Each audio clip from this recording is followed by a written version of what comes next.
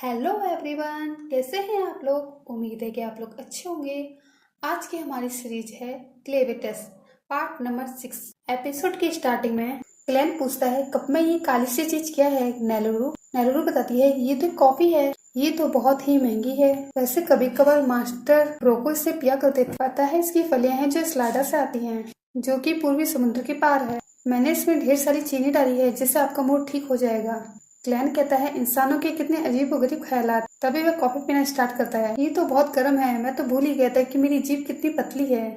नेलुरु पूछती है एक बात पूछूं, वो डरावना सा दिखने वाला वो आदमी कहाँ चला गया है। क्लैन कहता है वह गार्ड जो था जादू की खबर देने गया है। तुम में कोई शक नहीं तो तुम डरे बिना बेफिक्र रह सकते हो। तभी वह कॉफी पीने लग जाता है और कहता है ये इतना बुरा भी नहीं है, इसकी खुशबू काफी अच्छी। नेलुरु बोलती है मैं खुश हूँ कि आपको ये चीज अच्छी लगी। यहाँ एलिसिया आ जाती है और कहती है क्लैन मैंने सभी व्यापारियों से यहाँ पे बात की और जैसा कि मैंने सोचा था कि हाइडन बर्बाद हो चुका है। पड़ोसी देश बुलेट ने सीमा पार कर दी है और हमला कर दिया है। हाइडन भी पलटवार की कोशिश कर रहा है, लेकिन राजा की मौत और राजधानी के तबाह होने के बाद उन्हें रोकना मुश्किल है। एस्लिन ने उन्हें सीमा पर रोकने की कोशिश की, लेकिन मुझे बताया गया कि उसमें वह नाकाम रहे। क्लैन कहता है पर वो ऐसा क्यों करेंगे। एलिसिया बताती है क्योंकि एस्लिन और वॉलेट के बीच सदियों से युद्ध चलता आ रहा है और जहाँ तक जादू की बात है एस्लिन उनसे कमजोर है, तो वह नहीं चाहते कि हाइडन की भट्टी भी ड्रल हत्या ले। जाहिर सी बात है हाइडन के पास वह भट्टी होने के बावजूद भी वह जादू का इस्तेमाल अपने राजा के बिना कभी कर ही नहीं सकता और ना ही उनके पास कोई जादूगर था। क्लैन कहता है लेकिन क्यों। एलिसिया बताती है क्योंकि हाइडन की राजा ने अपनी सीमाओं के अंदर जादू के इस्तेमाल होने की रोक लगा दी थी। शायद यही एक वजह है इसलिए उसके बारे में तुम्हें पता नहीं चला। नेलुरु बोलती लो ये आपके लिए शूरवीर। एलिसिया बोलती है कॉफी। नेलुरु कहती है मैंने ये खास आपके लिए बनाई है। क्लैन कहता है क्यों एलिसिया, क्या तुमने पहले कभी कॉफी नहीं पी है क्या। ना समझ। एलिसिया कहती है अपना मुंह बंद करो, मैं एक छोटे से टाउन से आई हूँ, मैंने इसे पहले कभी देखा ही नहीं। एलिसिया कहती है कॉफी अच्छी है नेलुरु, मुझे लगा ये बहुत कड़वी होगी। नेलुरु बोलती है मैंने इसे खास आपके लिए इसे मीठा कर दिया। तभी नेलुरु यहाँ पे लूना को उठा के ले जाती।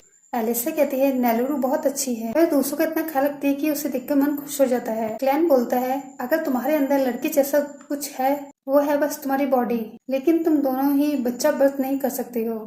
एलिसिया हैरान होकर कहती है तुम्हारा दिमाग तो ठीक है, मेरा वो मतलब नहीं था। क्लैन कहता है तो फिर क्या मतलब था। एलिसिया बोलती है मैं वो असल में ये पहली बार है कि मेरी तलवार ने किसी के चेहरे पे मुस्कान ला दी है और असल में ऐसा महसूस होता है कि मैंने कुछ बड़ा और कमाल का किया है। चिल्ला के कहती है मुझसे ये सब मत बुलवाओ, चलो आप बताओ आगे क्या करने का सोचा। तुमने कहा था कि तुम लूना को राजा बनाना चाहते हो, लेकिन हालत देख के ऐसा लग रहा है कि पूरा देश तबाह हो जाएगा क्योंकि कुछ घटिया लोगों ने पूरी राजधानी को तबाह कर दिया है। क्लैन कहता है अब क्यों ना हाइडन वॉलेट ही क्यों ना बन जाए, मेरे लिए तो सब वैसा ही रहने वाला है, तो ऐसे में परेशानी क्या है।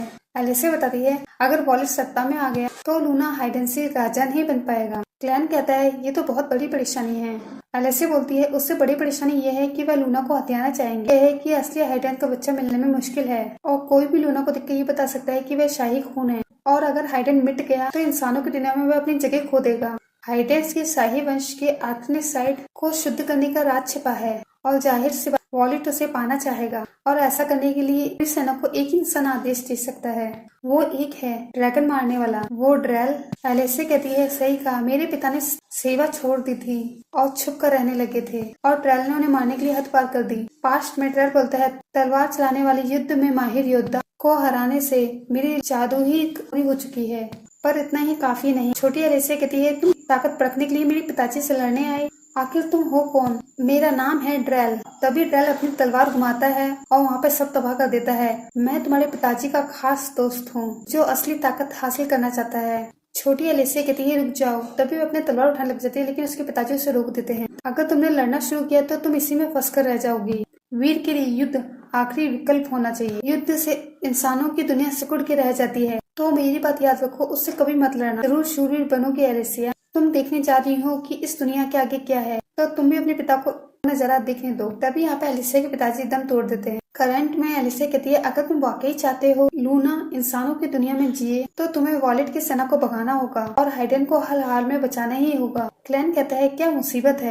मैं भी कहाँ फंस गया हूँ, अजीब है, मैं जिस चीज को तबाह करना चाहता था उसी चीज को बचाना है। कहती है तुम जाओगे तो मैं भी साथ चलूंगी। क्लैन कहता है नहीं तुम्हें यहीं रुकना होगा लूना और नेलुरु के साथ। एलिसिया कहती है पर ऐसा क्यों। क्लैन कहता है मैं नहीं चाहता कि लोग ये सोचे काले दानव का मसीहा किसी इंसान की ओर से काम कर रहा है, ये करने के लिए मुझे एक वजह चाहिए। वो जादूगर और ड्रैल अगर वो काले दानव के बच्चे को अगवा कर रहे हैं तो ये जाहिर सी बात है, मैं उस चीज को लेकर उससे सवाल पूछूंगा और वहाँ ये भी जान लूंगा कि असल में ये जादूगर कितनी शक्तिशाली है। जानता हूँ कि तुम अपने पिता की मौत का बदला चाहती हो, लेकिन वैसे भी तुम अभी कुछ भी नहीं कर सकती। जाते हुए कहता है, और वैसे भी तुम्हारे पिता ने ड्रैल से दूर रहने के लिए कहा था ना। एलिसे कहती है, हाँ, वो मेरे पिताजी को दिया हुआ मेरा वादा था। उनके हिसाब से तो युद्ध शूरवीर को रास्ते से भटका देता है, लेकिन अब मैं कोई शूरवीर नहीं रही। मैं तो बस जिंदा लाश हूँ तुम्हारे ब्लैक ब्लड की वजह से। क्या मुझे हक नहीं है अपने पिता की मौत का बदला लेने का? तुम ही बताओ मुझे। क्लैन कहता है, क्या तुम इस बात का फैसला तुम करोगी कि तुम एक शूरवीर हो या नहीं? क्या सिर्फ एक तलवार होने से तुम शूरवीर कहलाओगी या किसी काले दानव को मार देने से कहलाओगी? ये सवाल तुम खुद से पूछो कि तुम शूरवीर क्यों बनी। एलिसी कहती है, क्योंकि मैं चाहती थी ये दुनिया पहले से बड़ी और बेहतर हो। क्लैन कहता है, अच्छा, तो नेलुरु की दुनिया पहले से बड़ी है? एलिसिया हैरान होती हुई। क्लैन कहता है, मुझे तो याद नहीं कि मैंने तुमसे कहा हो कि तुम शूरवीर मत रहो। वैसे अगर तुमने फैसला कर ही लिया है तो मैं तुम्हें रोकूंगा नहीं।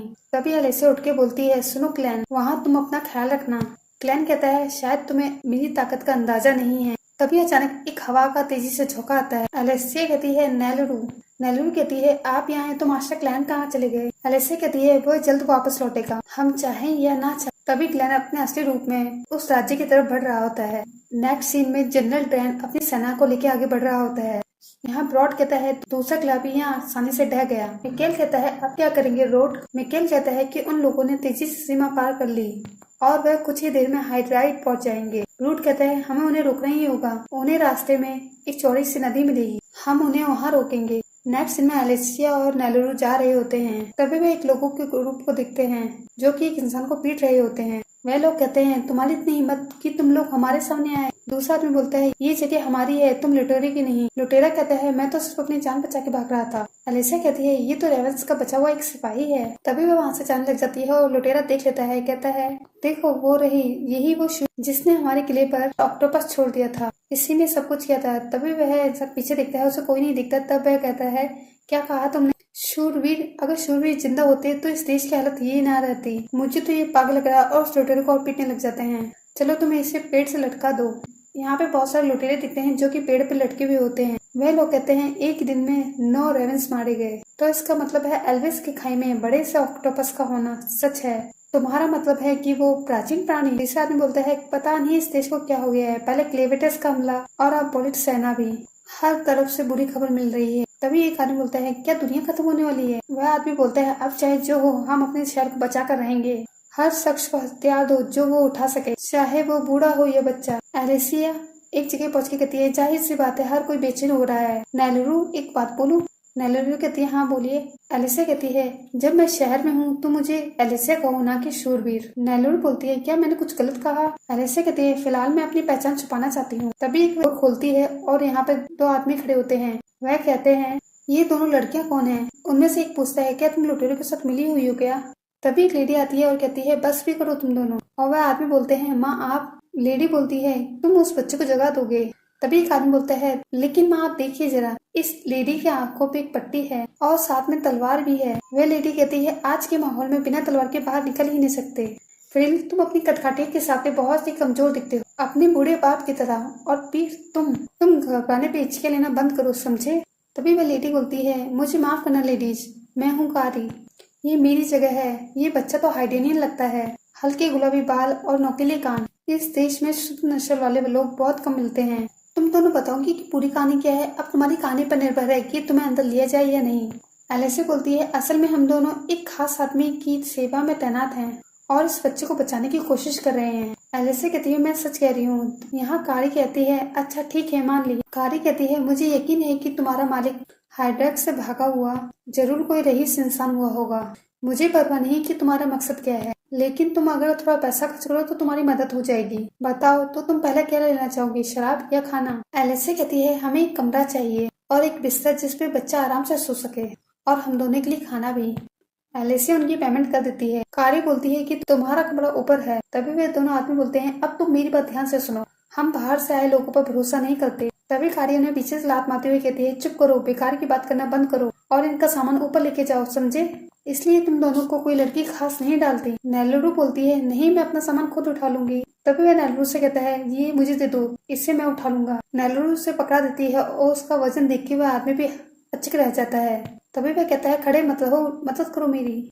तभी वह कहते हैं इतना भारी सामान इसमें क्या है। कारी कहती है क्या तुम्हें कमरा पसंद आया। एलिसा कहती है हाँ काफी अच्छा है, लोहे के बने बिस्तर भी अच्छे हैं। कारी कहती है लकड़ी का काम करने वाले शहर में लोहे के बिस्तर कहाँ से आए, क्या तुम यही सोच रही हो ना। असल में राजा ने ये हमें कहीं दशकों पहले दिया था अपने किले के लिए कुछ कुर्सियां बनाने के बदले, और अब देखो हमारी क्या हालत हो गई। राजा तो मर गया लेकिन युद्ध शुरू हो गया, अब पता नहीं आगे क्या होगा। एलिसा कहती है मुझे माफ करना। कारी कहती है तुम्हारी इसमें कोई गलती नहीं है, तुम आराम से रह सकती हो, अगर तुम्हें कुछ चाहिए हो तो मुझे बता देना। लेनरू कहती है हम लूना को बिस्तर पर चिटा देते हैं ताकि वह अच्छे से सो सके। तभी एलिसा अपनी तलवार वहाँ रख देती है। एक कीड़ा जो कि खिड़कियों पर आकर उन्हें देख रहा होता है, उन पर दृष्टि रखा हुआ होता है और कहता है अरे वाह क्या किस्मत है, ये तो बिना ढूंढे ही मिल गए। चलो आ जाओ मेरे कीड़े मकोड़ों, और वह उन सब कीड़ों को उनकी तरफ भेज देता है। तुम्हारा निशाना है वह आइडन का राजकुमार, और अब तुम जाओ। वहाँ पे बहुत सारे कीड़े मकोड़े उसी राज्य की तरफ जा रहे होते हैं। नेक्स्ट सीन में एलिसा खिड़की पर खड़े हुए सोच रही होती है मैं यहाँ से लूना माउंटेन देख पा रही हूँ, क्या क्लेवेटिस युद्ध के मैदान में पहुंच गया होगा। लेनोरू से कहती है क्या लूना ठीक है ना। लेनोरू कहती है मेरे ख्याल से ये जल्दी ही चक जाएगा। तभी वहाँ पे कारी आ जाती है और कहती है तुमने जो खाना मांगा था वह तैयार है। वह धीरे से कहती है अगर तुम नीचे नहीं आना चाहती तो यहीं बैठ के खाना खा सकती हो। एलिसा कहती है हाँ ठीक है मैं लेके आती हूँ, नहीं तो लूना नींद से जाग जाएगा। तभी कारी कहती है माफ करना यहाँ पर रात में काफी शोर होता है, वो देखो काउंटर के एकदम किनारे पर है, जाओ जाके ले लो। तभी वहाँ कुछ आदमी बोलते हैं अरे ये नई लड़की कौन है कैरी। कारी कहती है जो भी है उसमें तुम में कोई दिलचस्पी नहीं, उसका एक बच्चा भी है और तुम उसे तंग करना बंद करो समझे। वह आदमी बोलते हैं क्या कहा, इसका बच्चा भी है। तभी दूसरा आदमी बोलता है अच्छा एक बात बताओ, राजा मर चुका है, क्या ये बात सच है।